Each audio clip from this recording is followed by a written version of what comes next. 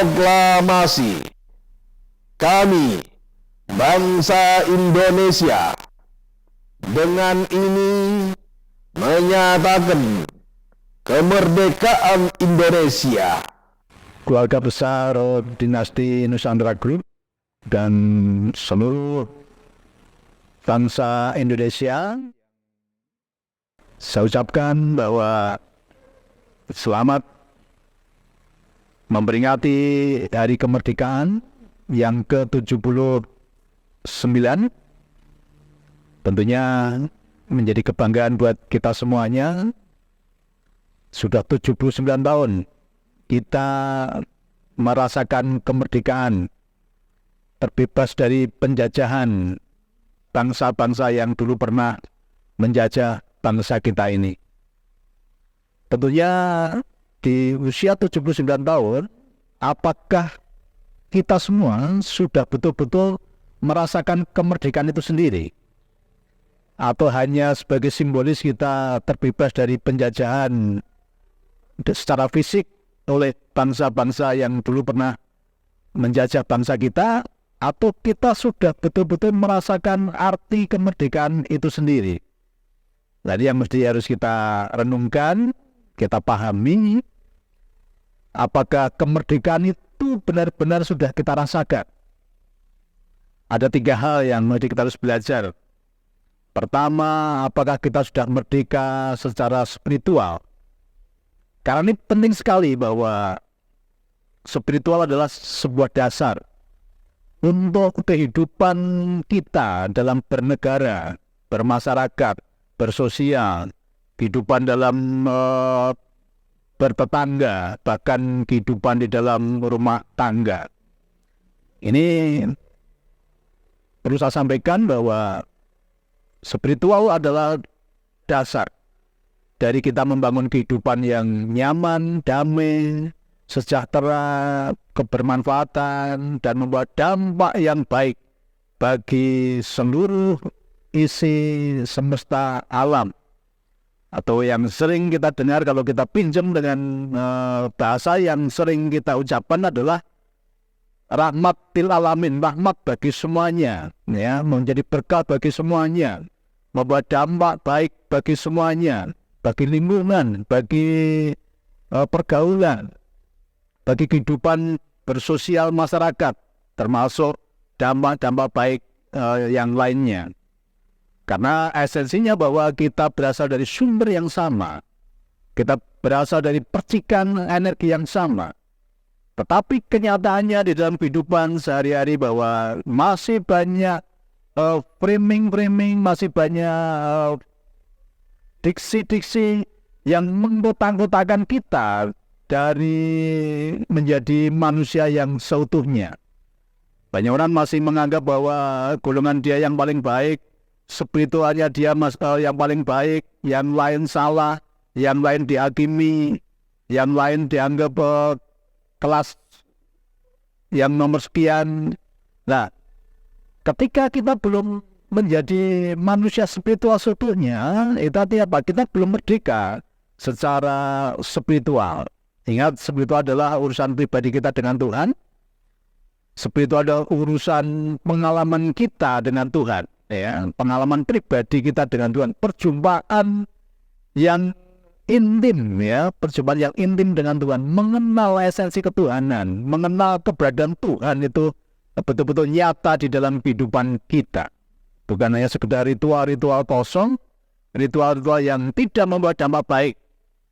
Bahkan banyak orang terlalu menganggap ritualnya ini yang paling baik dan paling benar. Bahkan banyak orang terjebak di sana, ya, terjebak di ritual-ritual kosong yang tidak membawa kebaikan. Nah, ini perlu kita sadari bahwa harus merdeka secara spiritual. Kita tidak lagi melihat manusia berdasarkan golongannya, berdasarkan agamanya, berdasarkan pahamnya. Tapi mari kita melihat manusia seutuhnya, ya, pribadi yang utuh, bahwa di sana ada percikan energi ilahi di dalam setiap masing-masing pribadi. Nah, inilah yang disebut merdeka secara spiritual. Ya, karena urusan spiritual adalah urusan pribadi kita dengan Tuhan. sebenarnya tidak bisa dilembagakan, tidak bisa diatur. Karena Tuhan kita, ini Tuhan yang sangat sederhana dan sangat rindu untuk masing-masing ciptaannya ini, punya hubungan khusus, punya pengalaman yang khusus, punya hubungan yang intim. Itulah sejatinya spiritual. Ya, jadi selama ini kita terjebak dengan spiritual yang dilembagakan. Nah, ini justru malah menghambat hubungan kita secara pribadi dengan Sang Pencipta. Jadi sadari ya, bangsa Indonesia, bangsa Nusantara, bahwa urusan kita dengan Tuhan spiritual itu adalah urusan person to person, personal to personal, ya, bukan berdasarkan kelembagaan, ya, bukan berdasarkan dogma-dogma. Tapi mari Tuhan yang maha besar tadi, Tuhan yang melampaui batas, melampaui segala waktu, melampaui segalanya, bahkan Tuhan yang sangat rindu untuk kita semua punya hubungan pribadi dengan Tuhan. Ya, Tuhan menantikan kita, Tuhan sangat merindu untuk kita semua menjadi kekasih-kekasihnya yang bisa berjumpa kapanpun. Ada suatu kerinduan untuk bergaul intim dengan Sang Pencipta tadi. Maka kemerdekaan pertama adalah kemerdekaan secara spiritual. Ya, ini penting sekali. Ketika dirimu sudah memahami, ya, manusia seutuhnya, bukan karena berdasarkan suku, agama, kepercayaan, keyakinan, itulah kemerdekaan yang sesungguhnya.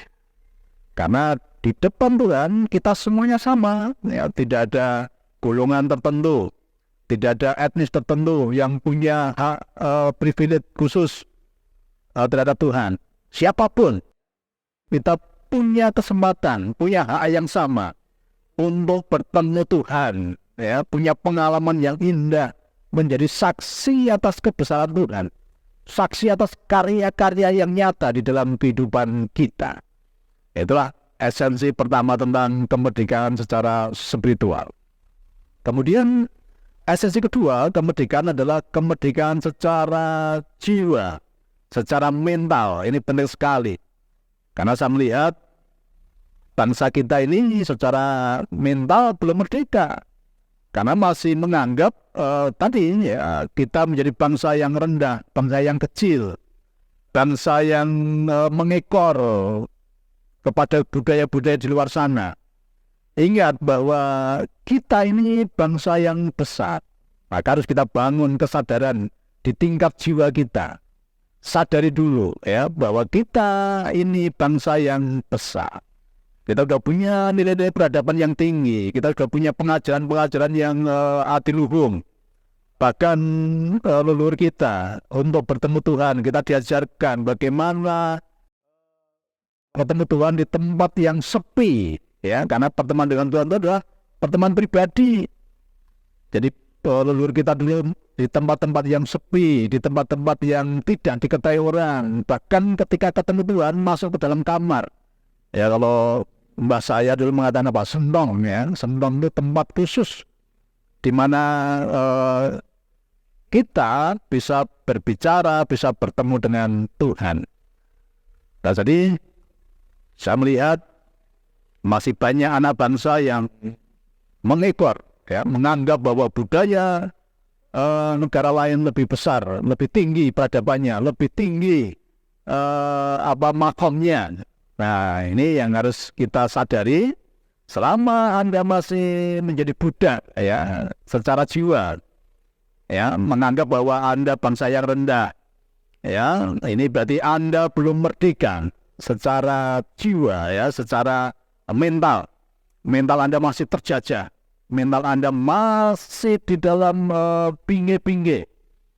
Nah, ini harus kita pahami. Mari kita merdeka secara jiwa. Semuanya sama di hadapan Tuhan. Ya, jangan menganggap bahwa harus begini, harus begini, harus begini seperti yang dilakukan oleh bangsa di luar sana. Ini artinya apa? Kita belum betul-betul merdeka. Ya, dan ini saya melihat, ya, masih banyak sekali anak bangsa yang mengalami seperti itu.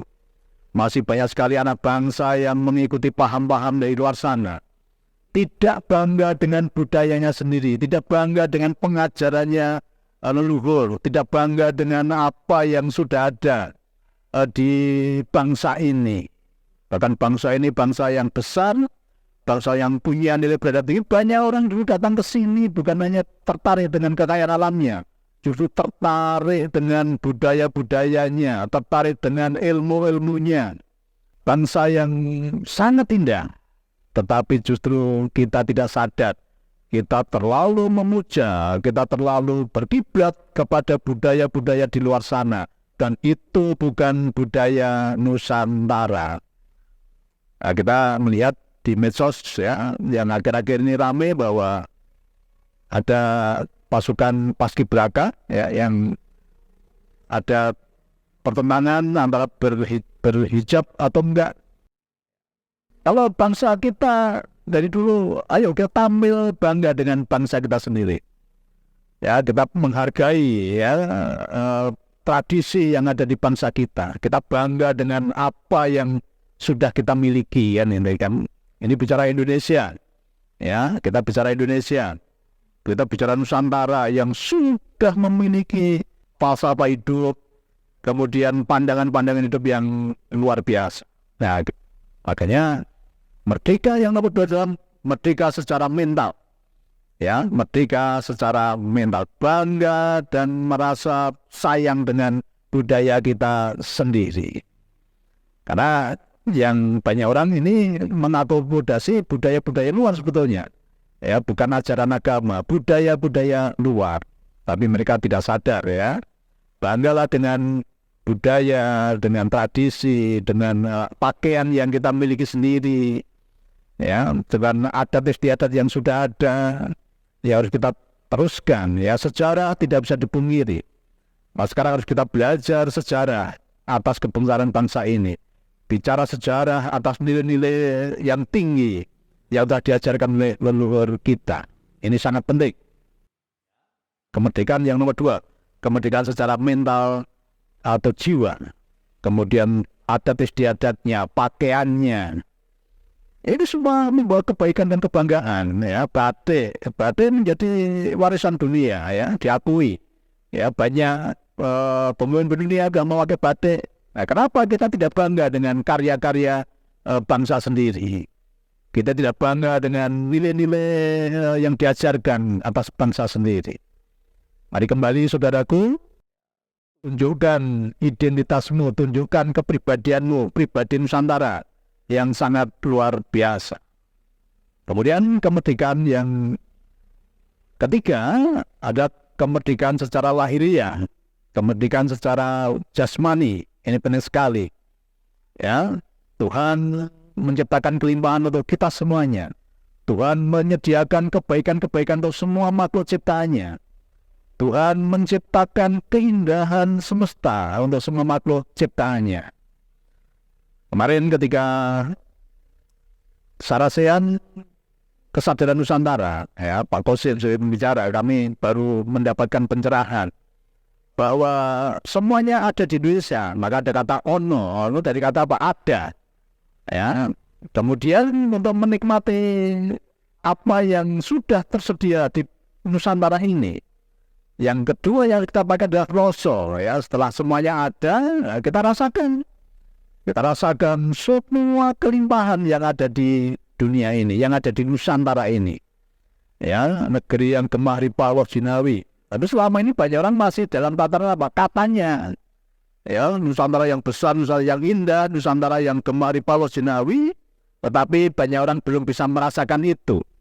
Ya, masih sebatas katanya. Kenapa? Karena pola pikir kita banyak portal yang masih dipasang di dalam pikiran kita. Portal-portal yang sangat kuat, portal-portal yang membuat banyak orang tidak bisa menikmati keindahan, kelimpahan, kekayaan bumi Nusantara ini. Mari ya, kita nikmati merdeka secara jasmani, secara kehidupan lahiriah. Kita menjadi kepanjangan tangan Tuhan untuk mengangkat jiwa-jiwa yang masih di dalam kondisi yang di bawah. Untuk menjunjung tinggi ya, untuk membawa mereka mengalami kebaikan-kebaikan Tuhan itu. Jadilah pribadi-pribadi yang selalu rindu untuk membawa kebaikan, keberkahan, kesejahteraan dimanapun Anda tinggal. Karena itulah kemerdekaan secara jasmani, secara lahir. Banyak orang belum bisa menikmati itu karena portal-portal yang masih kuat yang terpasang di dalam pikiran. Mari kita bersama-sama melalui Nusantara Group, kita bergandengan tangan, kita satukan visi dan misi ke depan bahwa Nusantara pasti menjadi mercusuar dunia. Dibutuhkan pribadi-pribadi yang sudah merdeka secara spiritual, mental, dan jasmani kehidupan nyata di dalam keseharian kita. Ketika kamu sudah punya hati untuk melayani, punya hati untuk mengasihi, punya hati untuk berbagi, punya hati untuk membawa kesejahteraan bagi lingkunganmu, bagi kotamu, bagi negaramu, niscaya kejayaan Nusantara pasti terjadi. Menuju Nusantara Emas 2045 dibutuhkan kesiapan semua elemen anak bangsa untuk mengalami kesadaran bahwa kita berada dalam bumi yang sangat luar biasa. Alami kebersamaan Sang Pencipta itu, alami kasihnya, alami kebaikan-kebaikannya, alami kebesarannya, alami segala keajaiban-keajaiban yang Tuhan Pemilik semesta itu sudah sediakan bagi kita semua. Jadilah pribadi yang sadar, pribadi yang yakin atas bangsanya sendiri, yakin atas budayanya sendiri, bangga atas budayanya sendiri, bangga atas semua norma-norma yang ada dalam negaranya, bangga atas norma-norma adat istiadat. Mari kita berkarya nyata untuk membangun bangsa ini. Dimulai dari diri kita sendiri, menyalurkan kasih, menyalurkan keberkahan, kebermanfaatan bagi sesamamu, bagi lingkunganmu dengan baik. Terima kasih.